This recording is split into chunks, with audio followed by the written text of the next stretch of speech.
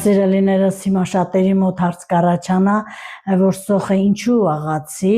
եւ չկտրատեցի ուտեստին ավելացնեմ։ Իմ մշտական հետևորդները արդեն գիտեն, որ սոխը մեր տանը բավականին մեծ խնդիր է ուտեստին ավելացնելու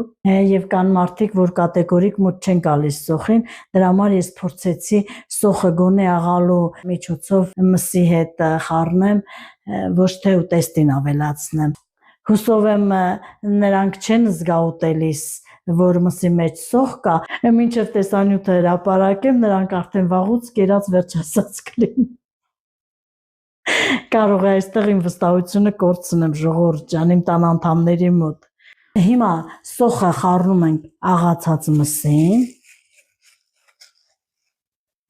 Նորից եմ ասում սիրելիներս, դուք սոխը կարող եք կտրատել եւ բանջարեղենների հետ ավելացնել